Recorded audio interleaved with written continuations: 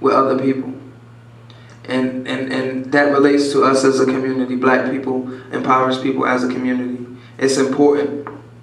And this is why we do what we do. You know, I wear this Panther button. I don't wear it all the time, but when I do, it does attract a little attention. That's kind of why I don't.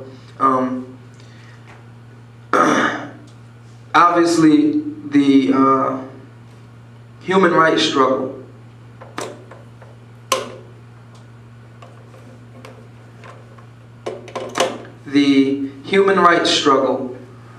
is one that does not spend a whole lot of time. If you're really struggling for human rights, you don't spend a whole lot of time in chairs, sitting down, talking with microphones. As a matter of fact, my heroes despise these kind of people.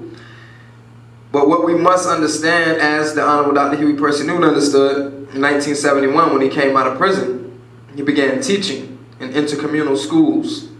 And what he understood was that if the people lose track of themselves, then they lose track of the necessity for freedom. They don't realize what freedom is. If you never saw yourself as part of a nation, like the Zulus, which Shaka's empire at its height was 2 United States of Americas. If you don't see yourself as an empire that large, or a possibility of us becoming, then you'll never want that freedom. And this is what we're faced with now in this information age.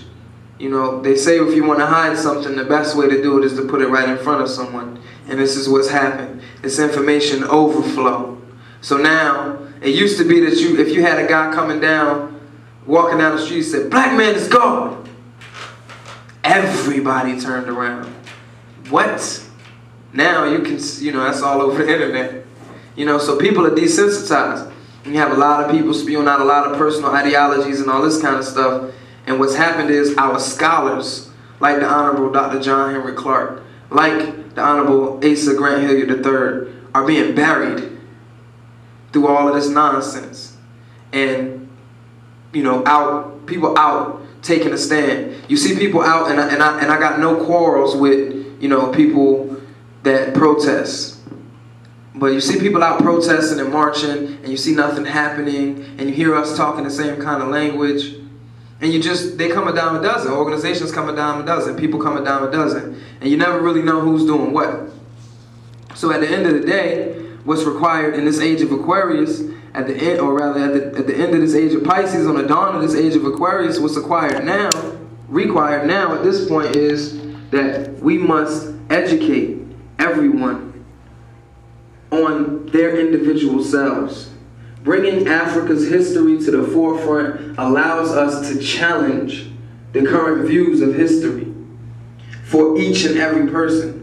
Everybody will find some way. Everybody within themselves knows that's being socioeconomically oppressed, knows, hey, something's wrong here. I've been taught something wrong. And we're not suggesting that our way is the way. What we're suggesting is that you begin to break down the world's history. Like Dr. Clark's teacher told him, break down the world's history and then begin to critically and analytically think. And then you'll realize, I don't know how to start a fire. I don't know how to grow crops.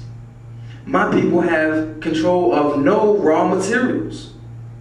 Right now, if they close the grocery stores down, I would not know what to do. And when you think about people building nations from nothing, and when you think about people fighting against other nations, it's the reasons. It's not the particular positions. We're not suggesting anybody's particular position, but it's the reasons why these nations went to war that resonates the need for freedom. That should resonate the need for freedom in people. And this is why we believe that it begins with education. And this is why we educate. And this is why we're here at the People's University. So with that, without getting too emotional with y'all today, what I want to do is I want to go ahead and review the authors. I want to check y'all out. Y'all been here now for 3 sessions of the People's University orientation, at least y'all 3. Can anybody tell me? The book knows. I had a teacher one time, man. I used to be in class, right? I used to be in the mosque, and I used to write. everything. I was like a stenographer. And one day he said, man, let me see what you're writing over there. And he looked at my notes. He said, man. He said, you almost got every last word. I said, yeah. I said, I try to take good notes. He said, I bet the paper remember. And he walked away. And it stunned me. I said, wow. And, you know, I've been less and less writing notes, you know, ever since then, man. Because that was a really strong statement. Yeah, I'm sure the paper remembers. Am I going to remember? And then, you know, I began to learn about our people's oral traditions, you know, and how we kept things, you know, pure and exact in that way. So, you know, even though I encourage to take notes, at the same time, you know, just remember. Just try to remember. Okay, we just spent a whole, I don't know, how long were we just talking? 30 minutes. 30 minutes. Talking about one author. Okay, and I mentioned it in the beginning. Which essay? First of all, can anybody tell me how many essays are in the baseline essays? 6. 6 essays. Okay. Brother, which essay is Dr. John Henrik Clarke the author of? Social studies. Okay, so we got 6 essays. We got 1 is social studies by the Honorable Dr. John Henrik Clarke. Okay. Anybody want to give me another essay? I don't have my notes. Those names are hard. Zulu Shaman. No, I'm just joking. Zulu Shaman. I'm just joking. Does anybody have the marker? I do. We're gonna need to write this down, people. Bless the flag. I don't want to knock it down.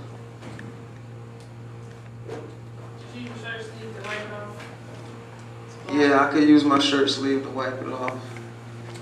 Or the curtain black on your thing. Yeah, either way. I'm gonna hope this audio is gonna reach. It's not. I mean, on the camera. Thank you. Person in the corner. Person in the corner. Serena Morgan. I have a cop. Okay, so we got baseline essays, right? Okay, what is the name of the text that we will be studying in the People's University? Baseline essays. The baseline essays. Can anybody tell me when the baseline essays were written? 1987. Put together. Is that right? Is that right? No, it was early on. I don't know if it was that early. Yeah.